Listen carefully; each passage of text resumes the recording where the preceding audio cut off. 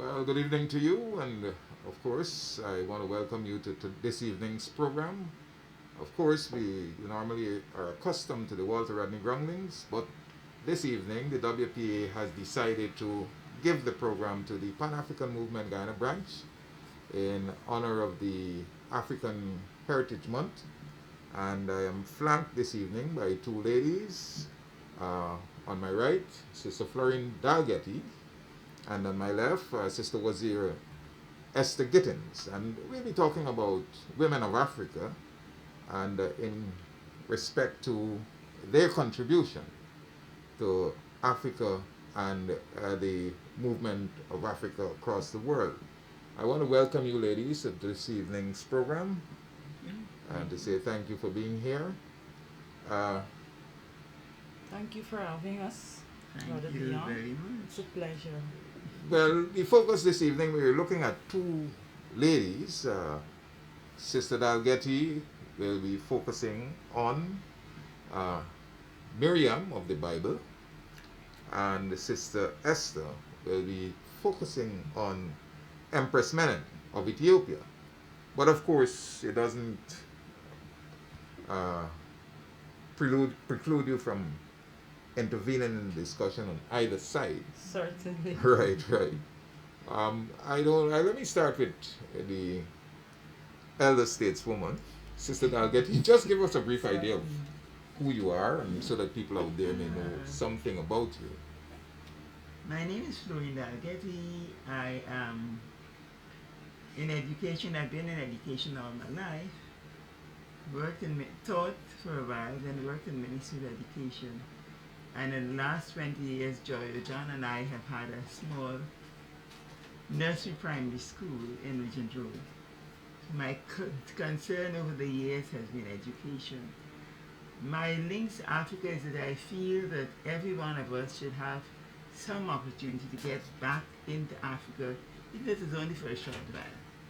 And although I've only done 2 visits, I really had hoped that during this decade, one of the things of the decade would be that Guyanese get a chance to get into Africa. So, where in Africa did you visit? Nigeria in 2014 January and Zambia in 20, 2019 May. Well, at least you did touch the The the mother, continent. the continent. Yeah, That's yes. great. Some of us So- have never gotten that opportunity. You know, I Right. wanted to do that for my 70th birthday. For years I kept on saying for my 70th birthday getting that. All right, Sister Esther. Well, you're no stranger to this No, this I'm television, but still. well, from I myself has lived the last 30 years of my life, and most of what I do is towards going to Africa. I don't want to go as a visitor. I want to go and establish myself, establish a community where my family and others can follow. And I intend to be a pioneer once again, as I have done in Linden, for the rest of our community to pioneer in Africa, setting up a community. At first, I used to think maybe I would go to Ethiopia, Okay. but as I see the way before me, it looks like I'm going to go to Ghana first and then work my way up the King's Highway. As you said, I am no stranger. I am Waziro Esther Gittins. We say Waziro just as you would say Ras for the males. Waziro is the title of the females. And I am a mother of 11 children, of which I am proud. I am the secretary of the Guyana Reparations Committee and several other organizations. I'm also a founding member of IPADG and a welcomed guest of the Pan-African Always, movement always all welcome. the time. Yeah. But we were focusing on Miriam. Miriam, who is Miriam really, and how is she connected to Africa? What is our relationship? Well, Miriam was born in Egypt. Egypt was one of the world powers at one time, and it's on the north of Africa, a very prominent nation it was, and it has One reason for its prominence, I guess, is because it has the Nile, which is the largest river in the world. So we meet Miriam as living in Egypt, not Egyptian, but living in Egypt. And that is what positions her as a woman of Africa. Okay. What I'd like to do is to share three instances of Miriam's life that I think illustrate her as a very sympathetic person, as a very spontaneous worshipper, and as a very sincere objector to the thing that she thinks important. Okay. All right. So But those are the three qualities I'd like to bring out. Miriam was the sister of Moses and Aaron. Sister of Moses and Aaron, she was the eldest. She was okay. All right. Esther, you. Yes, most certainly. Well, Empress Menen, phenomenal woman. She was born in 1885 on the 3rd of April, as we would celebrate it in the Western Hemisphere. She was the daughter of the King of Wallo, who was responsible for half of the wealth and the power in Ethiopia. Okay. She was married twice and bore 2 children to each of her husbands before she met Rastafari, or Rastafari Makanen at the time, who later became the emperor. What is most astounding is that Empress Menen's life can be compared to the virtuous woman as described in Proverbs 31. I would like to back up a bit by saying when I was in my early 20s is when I began to become conscious of myself as Rastafari. Okay. And note I didn't say become, I started to become conscious of myself as Rastafari. And so I started to display the traits as one Rastafari brethren and sister recognized well I was displaying the traits. Everybody said to you, well, you know, you must read Proverbs 31, read Proverbs 31. I read Proverbs 31 over and over again, but when I looked in my community and I saw what was being displayed, the kind of lifestyle that was being displayed by other women, and the expectations of men of a woman, a Rastafari woman, it made me realize that even though they would tell you read Proverbs 31, they themselves have not read it or they don't understand. Because what the doctrine is, or so to speak, is that as a Rastafari woman, you should stay at home, you should cook, clean the house, look at the children, and be silent, not voice any opinions, don't take part in important discussions, and basically I would say be a dumbo, but just around That's the what house. Proverbs started. That is Yeah, not yeah. what Oh, Proverbs started on. okay. That was It's the the doctrine. philosophy of the Yes. In general Rastafari. feeling in Guyana. Yeah, I want to say philosophy, doctrine, right? Okay. That was a doctrine. But I read it Proverbs 31. I read the rest of the Bible because Rastafari like to say, and they say it all the time, you read the Bible a chapter a day, and you read from the first page to the last, or you won't understand it. I did that more than once, but when I did that, it left me thirsty. It left me hungry. I couldn't, from what was given to me in the Bible about women, it was not enough for me. It did not satisfy me. So as I began to focus more on Haile Selassie, because 20-something years ago, he was a prominent and still is a prominent Rastafari figure, and you couldn't relate to any other figure historically in relation to Rastafari, except, let's say, Leonard Percival Howell, who is one of the founders in the Caribbean, and maybe Marcus Garvey and so on. You couldn't find any other figure, especially females. They were hidden from view. So as I looked at His Majesty, Kalmar Haile Selassie, he always had Empress Menen by his side. And as I studied his autobiography and the, his, the life, reign, and character of Haile Selassie, I saw he revealed Empress Menen there to the world, where I saw that just as described in Proverbs 31, that's how the women of Ethiopia, or women of power, are expected to live, and not at all stay at home. Because, for example, if I have to be like the merchant ships and bring my goods from afar, I can't do that at all by being a stay home. And I have to open my mouth with wise mind, and I have to plead the cause of the oppressed. So therefore, I could never, the stay at home thing that definitely did not describe what was expected of a virtuous woman and what was being displayed in Ethiopia. All right, we'll go back there. Just hold that for a while. All right? But let's Yes, focus a bit on certainly. Miriam now. So you were saying, Sister Dalgetty, that Miriam was in Egypt at the time, but she was not Egyptian. Not Egyptian. So because how so she's located in Africa, but would you say that she was African?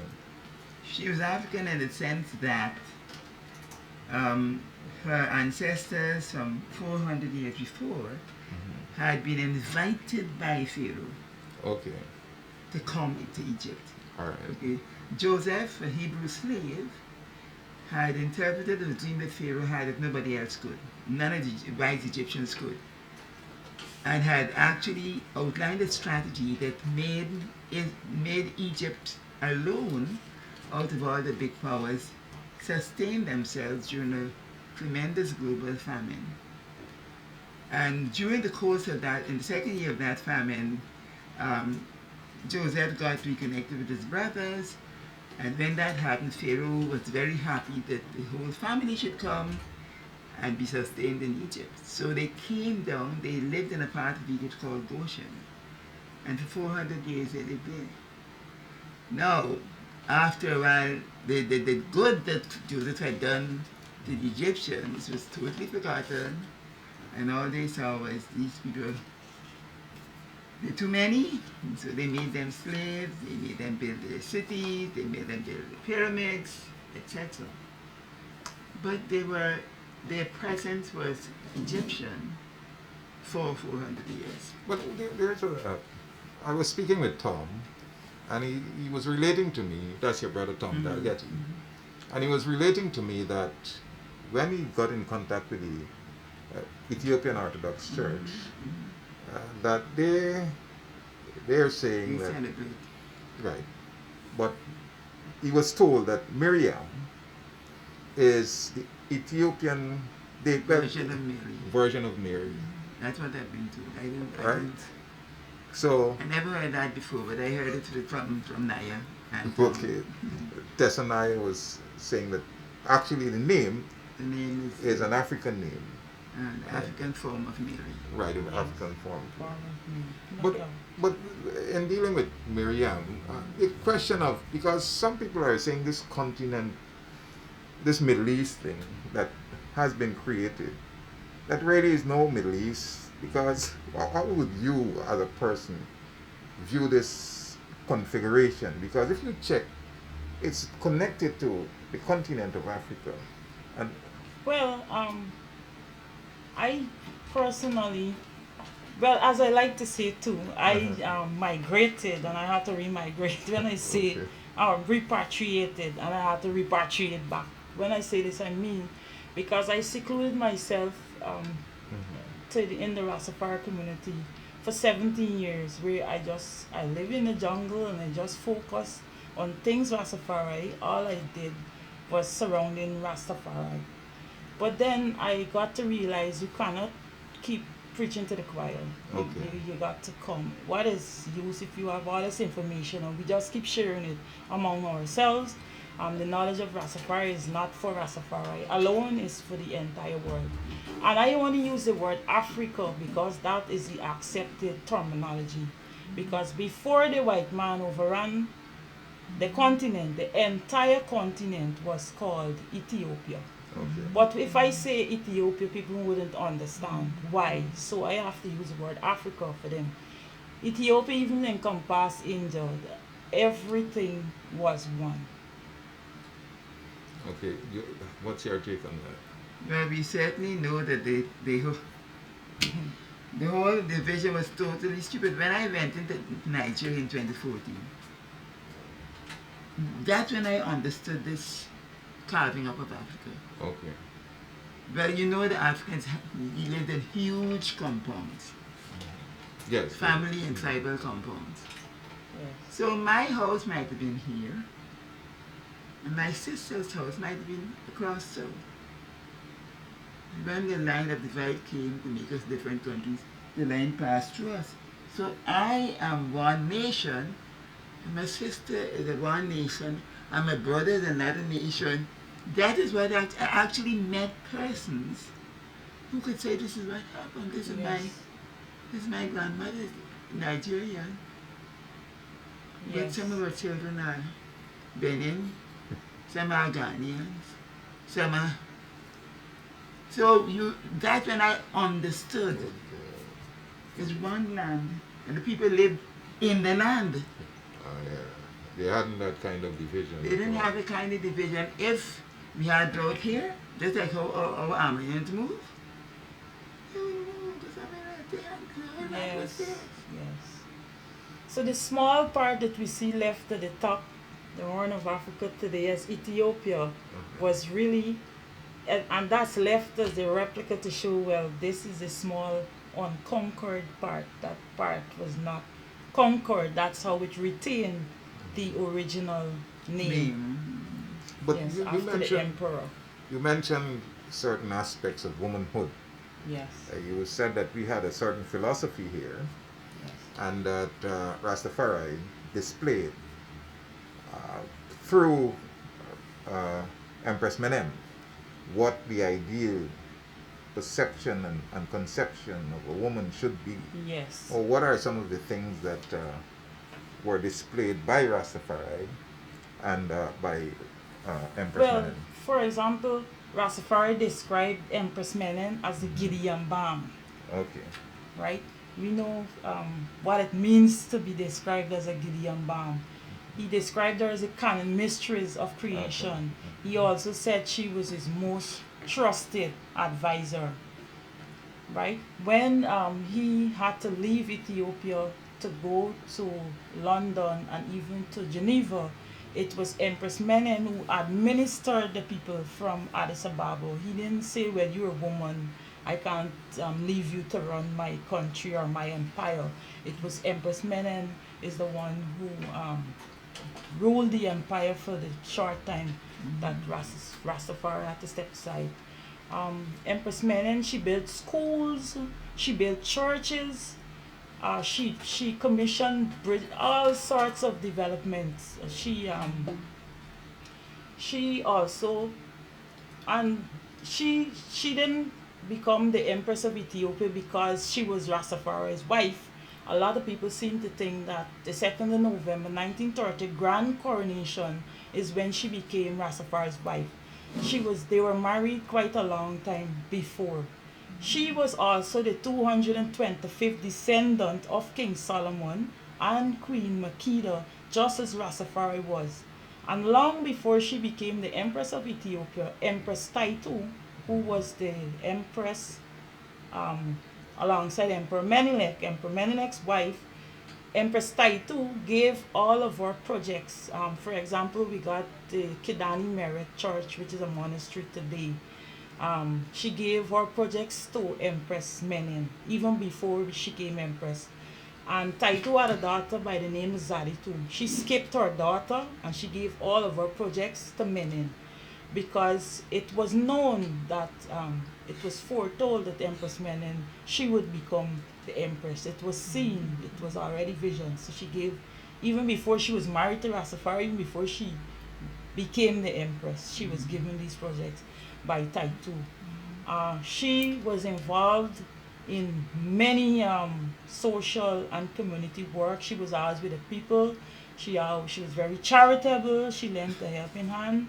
She when Ethiopia when in World War I, she made speeches in to women of the world, because there was this association, Women of the World Association for Peace. She has a speech recorded that she made to the women of the world, asking for peace and speaking for peace. When you check the amount of things that Empress Menen did towards development of Ethiopia and their people, that's one of the things that helped me to be energized in the Rastafari community, and to really, well, when I found Empress Menen is when I said to myself, well, yes, Esther, now you could sit in this thing and live in it and grow in it. So she was used by Rastafari as a source of encouragement and inspiration to women throughout the world, not only Rastafari, but women of the world. For example, when His Majesty was visiting in America, and one of the journalists asked him, so what are you doing concerning the liberation of women? His Majesty said, well, there is no liberation movement for women in Ethiopia, because it is known that women have played a leading and a great role in the development and the function of Ethiopia. All right, Sister Dalgety. All right, so Go ahead. uh in light of what Sister Esther has said, how can we locate Miriam in terms of her contribution to the women of Israel and the nation of Africa as a whole? Well, Miriam's, we first see Miriam acting very responsibly as a little girl. She's 6 years old. Pharaoh has decided that the population of the Hebrews must be curtailed, and so he made a rule that parents must drown their baby boys. At this time, Miriam's mother, they expect their third child, and so there's the joy of expecting a new baby, but there's also the tension of what happens if this is a boy. It is a boy. So, thank you. It's a boy, so the first reaction is, ah. Parents decide, no, we can hide him for a while. So they hid him for a while, and then they realize you can't hide a baby for long. Then the baby starts growing and cry. Everybody can know the baby there. So they stop hiding the baby. The mother makes a special watertight basket, puts him in. And Miriam is the one who's looking after this now revealing this child to the world. They put it in the basket early morning between the weeds in the river. Pharaoh's daughter comes down, see the basket, sends her servant to pick it up. A lovely baby's crying at her. And she said, oh my, she's going to keep this child as her own. She named him Moses, and Miriam uncovered herself, went and negotiated, let me get somebody to do. So you see a 6-year-old child who's obviously a child, a girl, but she obviously learned from wherever the standards of communication, of negotiation, of having her read, of deciding what is good for the set of the people. And we see this of Miriam again and again. When Miriam is 86,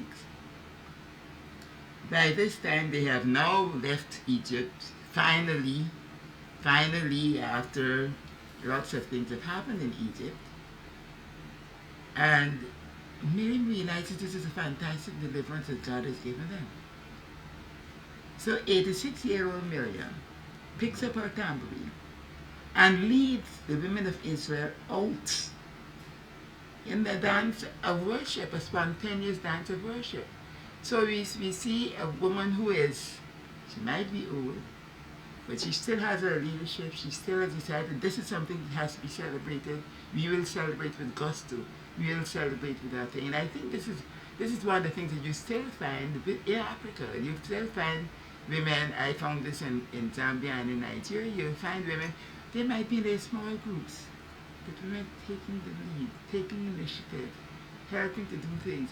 Me- when I was in Zambia and Nigeria, some of those women walk long distances. The main road is miles from the village. Okay. And those women will come out every day, early morning, to bring out their produce. The women farming the land. The women still farming the land. Yes. Fetching the Keeping the firewood goats, fetching the firewood. and the And water too. you'd see a woman coming out on the road with a goat on her neck. She coming to sell it to the market.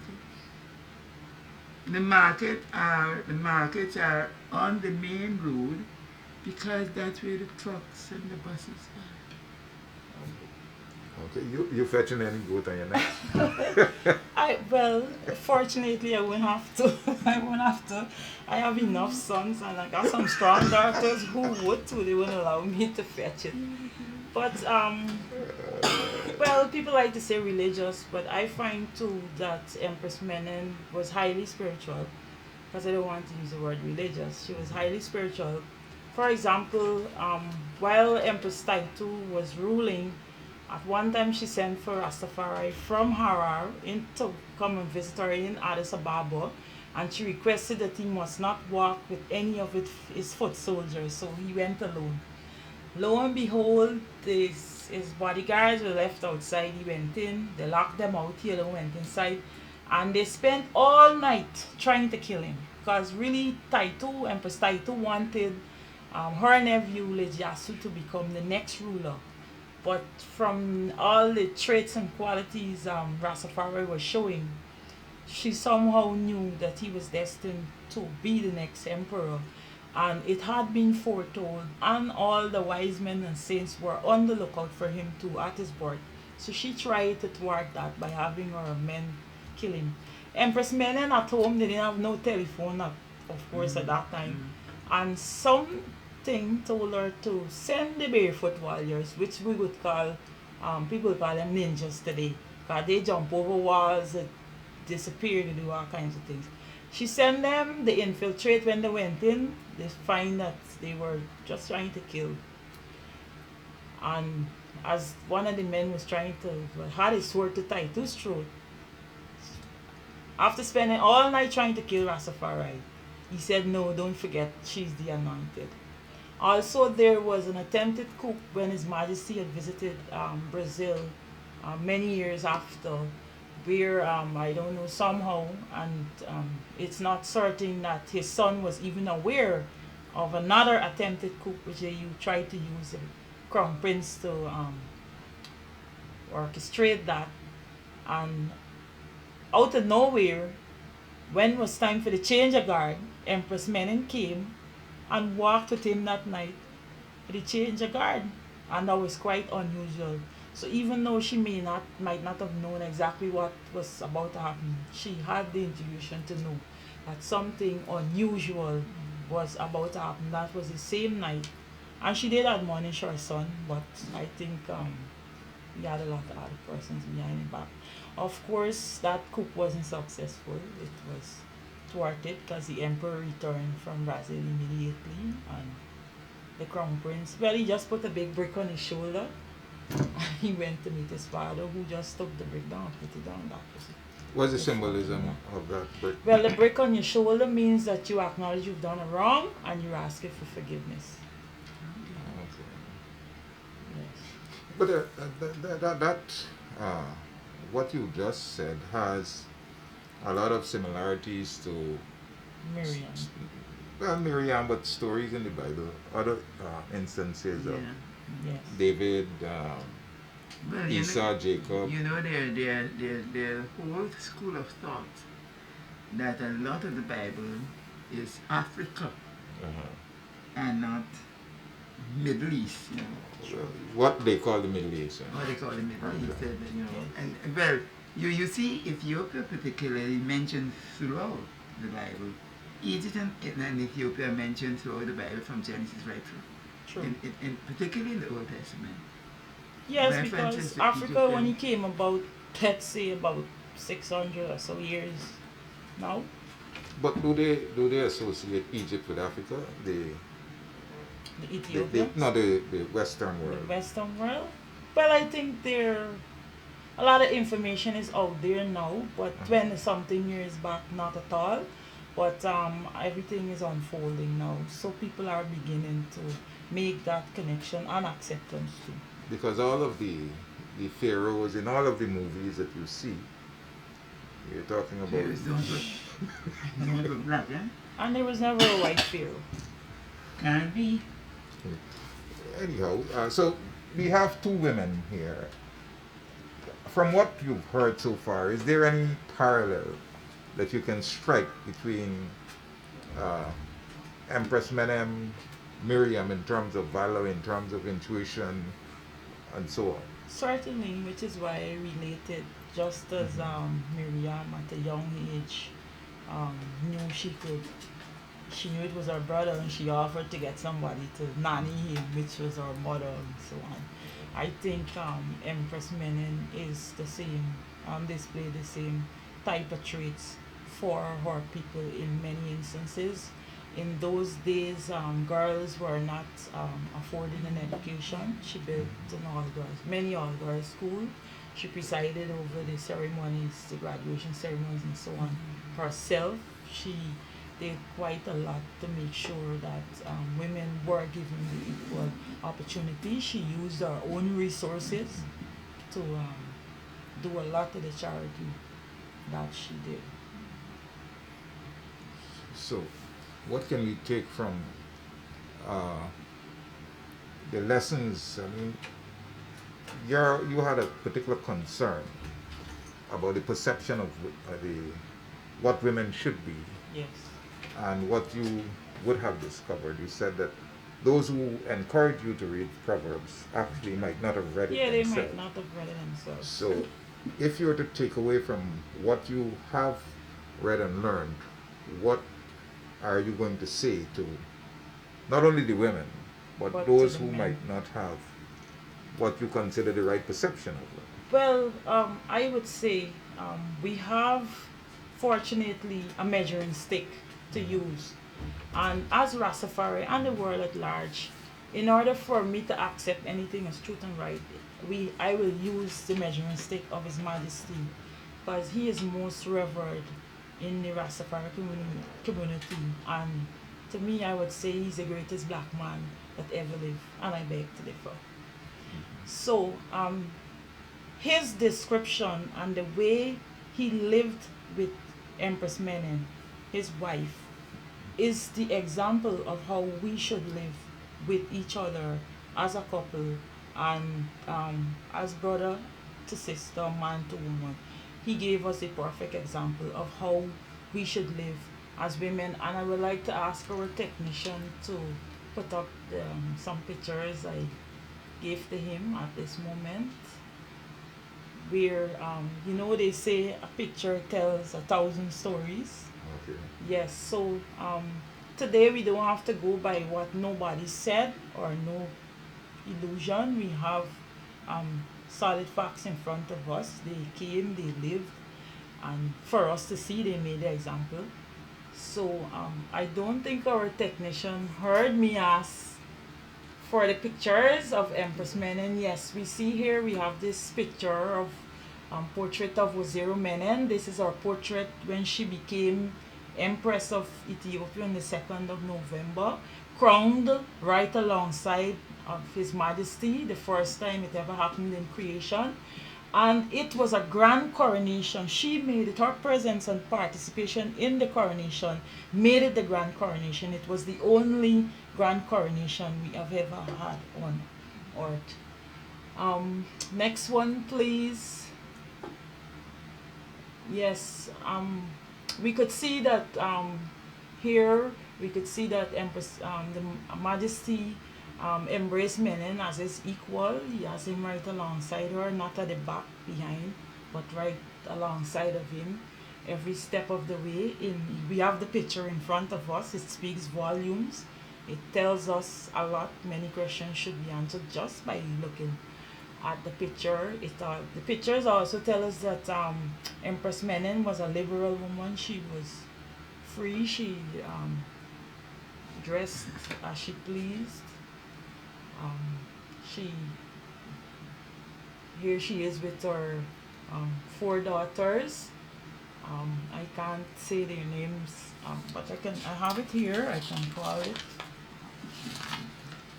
They are. Oh, sorry, I didn't. Yes, they are. From the right, we have. From the left, we have Princess Woleti Israel Seyum. We have Princess Zenabi Work, Princess Tenagni Work, and Princess Tashai.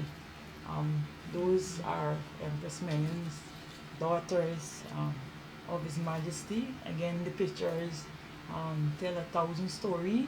We notice she's wearing a tiara and not her full crown as she wore at her coronation, because when Ethiopia was being invaded by the Italian fascist government, Empress Menen made a pledge to the church in Jerusalem that if once Ethiopia becomes free, she's going to donate her crown to the church. She would never again wear a full crown, because she gave her crown to the church, and she promised that once Ethiopia is free, I'll give my crown to the church. And so she never again wore a full crown. She just has this tiara. Replicas were made for future empresses, but we see today it was there's not. She's the last empress of Ethiopia. There's been no other empress since.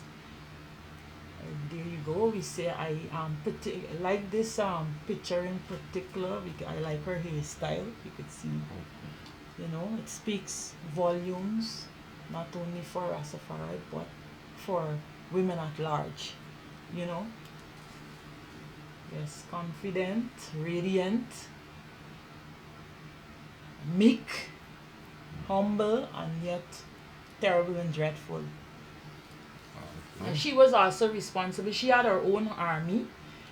The marriage of Empress Menen to Rastafari brought peace in Ethiopia. It brought unity, because before, the two powerful families, which is Tafari's family and Menen's family, were always at tug of war. So the union between the two brought Ethiopia together and brought the powerhouses together as one. There we see her going to church with the emperor, with her two daughters, all the children following behind, the two girls holding her trail. Those are her daughters, and they're going to church there to take their worship and take their communion. I don't know what's the Ethiopian word they call it. That's Okay, yes. so all right, so Sister Dalgety, I don't know how much more time we have. We normally have an hour, so operator, you can indicate to me, how much more time. But Sister Dalgety, in your travels in Africa, from the time that you've spent there, is there any sense that you have of women being pushed back, that men are supposed to be seen as the person in charge and women are lesser being? I didn't see that at all. What I saw was that they still have a lot of their thing of polygamy in certain tribes. It's still there. But what you find is that the women would undertake to ensure that the children are looked after. And so it's not a case where this is not my child, it's your child. I'm sorting out children, I'm sorting out other children. And I found that as recently as a few years ago. And that surprised me. So there's no animosity between these women. There's no thing of my children and your children. And you see the work being done for the development of the children as a whole. What I also found was that the men that I met understood that the girls had to be given a chance, had to be educated as fully as they should be. And you weren't given the impression girls were to be left behind. Girls were given every opportunity to be good. And they still kept a lot of their old customs. I mean, they still have, what I found interesting was they have two weddings. You're getting married in Africa, you got two weddings. Okay. You have the Western type wedding, but you also have the old African wedding where you've had the whole thing with the bride price, and that is still going on. And so, like before the Western wedding, and this is a big thing, you know, like the whole village involved in this wedding. Okay. And the wedding isn't a one-day wedding, it's like a 2-3 day wedding. And people bring fowl and cow and pig, and so these are your wedding gifts, you know. Okay. People bring things like that to you. People bring things that you could now use as your tokens. Yes. You know, when you have a Western wedding, if you're preparing tokens for your guests, you take the cost of that. Not in Africa. Part of the gift that somebody brings to you is what you can use as your tokens to give to your guests. And part of the gifts that somebody brings to you would be that I will give you a weight of cloth for all the women of this family, and you know whatever. So you get a lot of the whole community getting involved in this wedding. So it's not a short thing. Yeah, which contributes to the development of the couple. Yes. And it's very much, you marry a man, you know. You marry a family. Yes. Yes. And you're not marrying a woman. Married to the You're family. marrying a family. Yes. So that the whole... Everybody's responsible for keeping the relationship together and keeping it going. Okay. Any recollection of Well, any semblance of that locally here in Guyana, in your experience? Yes. Maybe if not from first, your own. I experience some persons have polygamous relationships in the Rastafari community. It was prominent years back, but not so much now, because as knowledge really becomes unfolded, most persons, we see the example set by Rastafari too. He only had one woman. And I think the custom in Ethiopia is they don't encourage multiple partners. If you marry someone and you don't change, not a name change, marriage is not about a name change. Again, you said is the two families got to be compatible and brought together. You don't have a name change. If you stay with that person for a year and at the end of the year you don't want to continue the relationship, you're free to go left and he's free to go right, and then you pick another partner. But you're not encouraged to have more than one partners at the same time. We saw Rastafari had that example. Empress Menen herself had 3 to 4 marriages. His Majesty was married once. You say the women looking out for each other. I experienced that here personally, having received the blessing of being one of the pioneers and founding member of a Rastafari community where we brought many families together. My sisters, for example, I have a daughter by the name of Blessa. She's 21 today. When she was born, one of my sisters who didn't, Rastafari sister, we say sister, she didn't have any children as yet. She volunteered to come and stay with me and babysit. Right? But she didn't put a time frame. She lived with me for 5 years, just taking care of that child and other children that I got. One brethren said he was going to stay with us for 7 months to give a hand on the farm, and he stayed with us for 13 years, and we had to send him away because for the 13 years he was living with us, he didn't have no woman at all. So we thought, and our daughters were getting big too, and so we recognized it was time for him to go and get himself. At first he was angry, but then by the next year he got a woman, he got her pregnant, he got a big 3-year-old child now, so he ended up thanking us for sending him away. After that, bless up, I got another son, he's 19. I had that sister with me babysitting, I got my son, I got another babysitter, and somebody else volunteered to wash. And all I had to do was treat them like myself. Feed, clothes, and shelter. It had nothing to do with money. And generally in the compound, on the Tabernacle Center, I would say, because we have the area designated as the Tabernacle Center, and persons got their personal dwellings. We got a kitchen there. All the brethren and sisters at farm, they would bring food and put it there. All the children could go in there and cook. Whoever cook in there would feed all the children. Sometimes sisters might bring a barrel of clothes, they share it up to give everybody child. And so I experienced that, but it I like to be open and honest, and sometimes when you put things out there, people might realize and make a change or have a change of heart.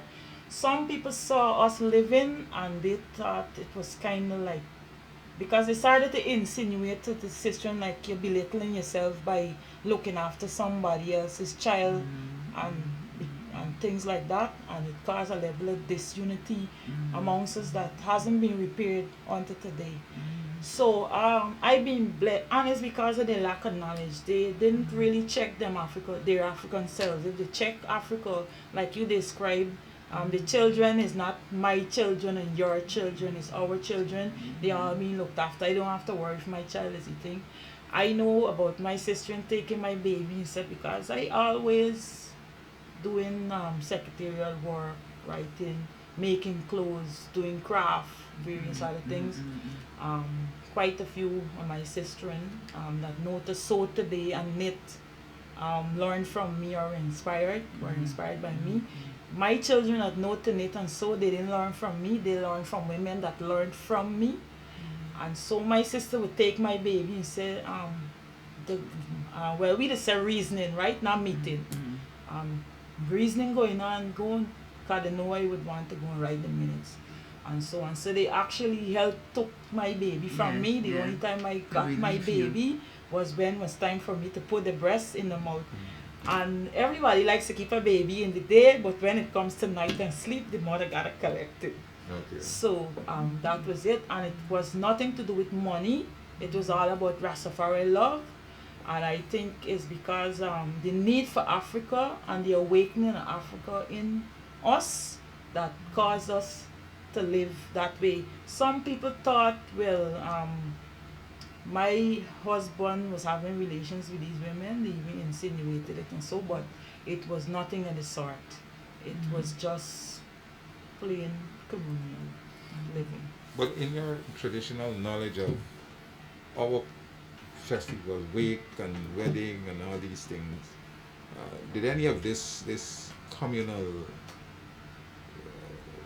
relationship and behavior ever come out as far as you would have remembered? Well, the only thing is when you think of Kwekwe is not popular throughout Guyana, but then in some communities they have it, right? But when I saw what was happening in Nigeria, which is the first place I went, it reminded me of the Kwekwe because, the thing where the families are coming and you will have this thing and this. It's not the day of the wedding. It's before that. But I don't know parts of the communities that have Kwekwe that I can know that there's anything that parallels it. For me... Well, before we go on, forgive me for that, but this came to mind. I think you mentioned that polygamy is still prominent in a lot of some tribes. But I think Western women really got an issue with sharing the man, and I think is one of the post-traumatic slave syndromes we're suffering, because you were so deprived during slavery. You couldn't have everything was a sneak and a thief. You couldn't have your man to yourself. So I think is from being deprived, it left us in not wanting to share, you just want that person for yourself. But it's because from having gone through decades of not having, it caused us, because women in this part of the hemisphere feel strongly about sharing the man, right? It's very few women would say, well, all right. Well, I haven't grown up in the country. Even, I mean, at my young age, my youthful age, I mean, I'm a youth man still, you know. Sure, Dion, sure. We all are young people still. Yeah, but we know we had wakes, we had weddings, and all Yes, of the these weeks, things. yes, the weeks, the And weeks. in those times, farming was the main activity in our communities. But when you have a wake, Everybody pitches in. yeah, That's true. Yeah. That's true. you know, the food came, Yeah. the weddings. That still happens. I think Yeah, that it still happens even in happens. Georgetown. It still Yeah, I happens. think it happens even in Georgetown that you Yeah, know to an extent. once you have a funeral, I think even in Georgetown people would send stuff over. Yeah, well, it's very, very limited now. I know that Yeah, it's very limited people indeed. actually pope weddings and wakes and Just people for food yeah, and just at, so- even some, It's true. you have people going to, I've heard Awake of, and they don't even know the they don't person even that know the died. person. That's true. And weddings That's true. and giving speech at big places like Pegasus and so on, I going, mean, going to you know, and they're not invited. and they're not They're invited. not invited. So I mean, I heard of Yeah. one guy asking the bride, who's that guy that gave the speech just now? She doesn't know it. the, the groom doesn't know it, you know. But these are things that, You were bold. yeah, it happens. It Yes, happens. quite a few things have been Yeah.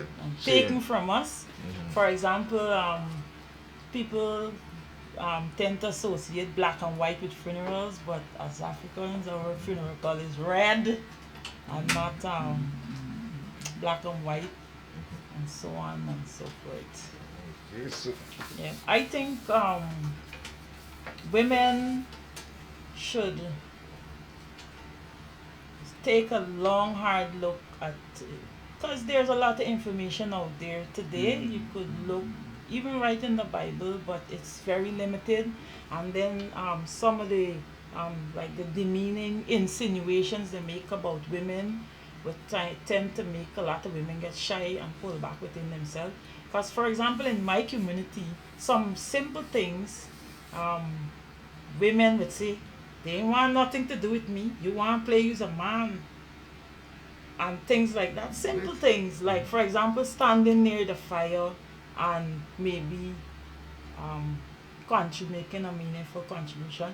And I could tell you, I experienced being in a meeting with 15 men, I the only woman, and every man in their face red, and their man just looking at me dread all the time, like, what you doing here? You're not Okay. supposed to be here. And for example, things like the grammar, sentences, and maybe one facts they might be searching for, and I might make the contribution, but they ignore me because I'm a woman. But I never got scared. I remember the first time I spoke in the tabernacle was about 100 men, and everybody bonfire on me. okay. But that was groundbreaking because at the time no women they used to speak in the tabernacle, so that was groundbreaking. And I didn't get a fear. They used to tell my husband, you gotta control Esther, and he would pull me in a corner and say, well, I won't tell you what to do. You got to know if you want to make them make you afraid, Okay. and that's it. Alright, so, But you know, I got a revelation early this year. For years now I've been told, read Proverbs every day. Never bothered with it. This year I said, okay, in January I'll read Proverbs. And when you come to Proverbs, Proverbs actually treat wisdom, knowledge, and understanding as if it's a woman. Yes, as a woman. Let's speak of it. She does this, and she. I don't know that ever in all these years of reading the Bible, I don't know that I've ever seen that before. So that there's a certain way in which I guess God shows you that He doesn't put women down. He doesn't despise women. But as Esther said, very often when you read the Bible, women seem to have got a back seat, a back street.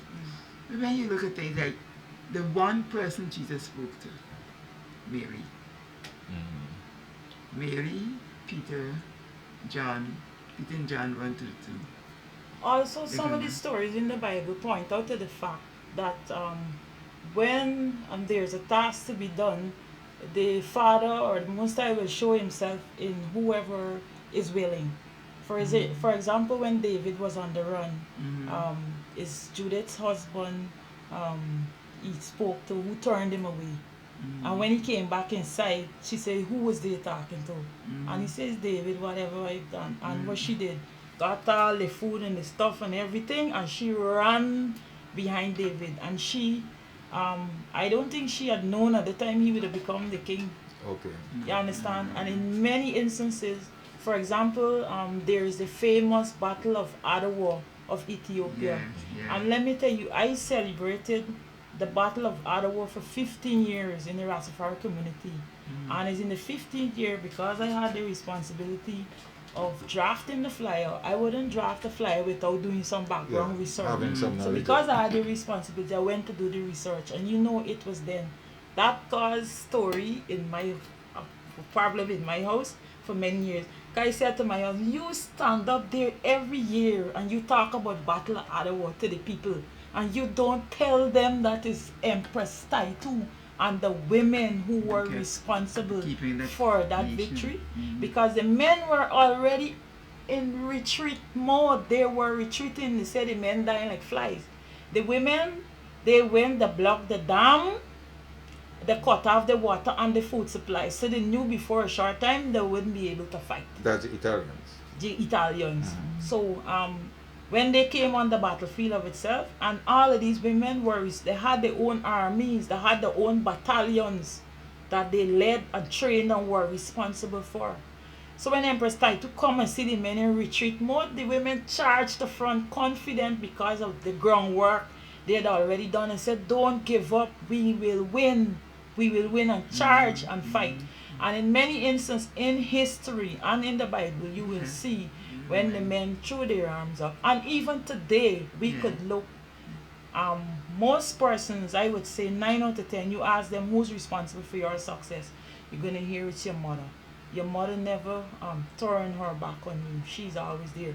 Our own great musician, Eddie Grant, singer musician, will tell you that even though his father was a musician, he didn't want him to become a musician because he was saying this thing, you gonna make no money, you gonna get no future, look what you do for me. And Eddie would say his mother backed him 100% all the way and encouraged him to follow his heart and look at the success that they have today.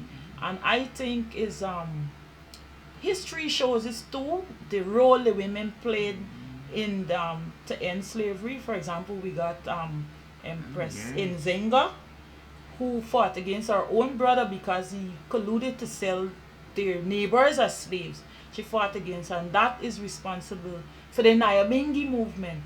It's the women in the Congo who started the Nyabingi movement, which was formed to fight against the white oppressors who were invading Africa. So I think even in some of the history which show the white man dread the black woman the most. So they did whatever they could to downplay the power and the strength of the black woman. And they did whatever they could to demean her because they know she was one of the most powerful things of Africa, of Ethiopia. All right. Women have always had to take. It's a quiet leadership, but it's leadership. Yes. Okay. It might not be the fanfare type, but even where a woman has not had the fanfare, as Esther says, the solidness of the people she leads is evident. The So- skill level she's given them, the attitude she's portrayed, the examples she's given. So Esther mentioned Empress Taitu and other women who made significant contributions to struggles in Africa and so on.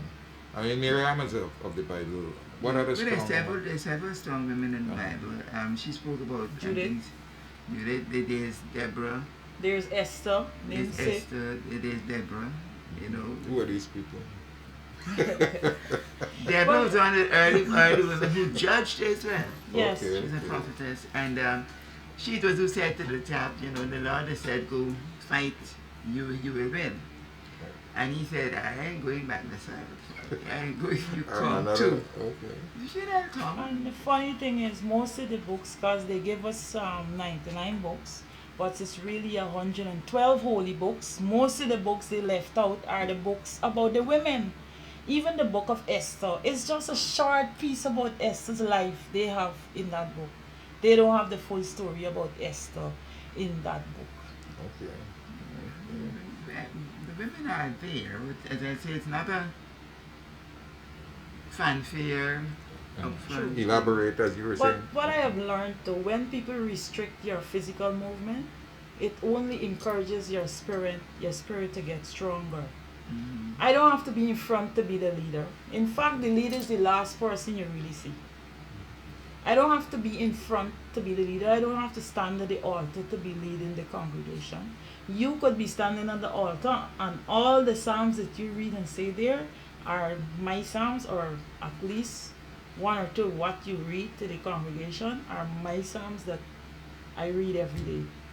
A prophecy that I would like to share, that's the prophecy you would bring. So leadership as women were forced to utilize is not about physical only, physically standing in front and fanfare like you say. Mm-hmm. It's also spiritual, and I think spiritual is the most powerful one. All right. Well, the light is on us, which means that we have to tie up. So, Yes. in closing, um, what message would you like to impart to African women, as from the examples of Miriam and Empress Menem? Yes, I would use my own part as an example. Don't just stop at the Bible. Don't just read the Bible and stop there. Go and find. First, you must know the Bible is still fragmented. It's not all that we should know. And the most important things are not in there that are really responsible for our spirituality. Don't stop at the Bible. Read all the history books. Read all the books that you could find that tell you about Africa and the history of Africans. And more so to speak, don't just read. Look at yourself. Go within yourself. Meditate. Don't take what people tell you for granted. All that I've said here today, don't take me for granted. Go, you could Google it, find the books, and read it and see for yourself.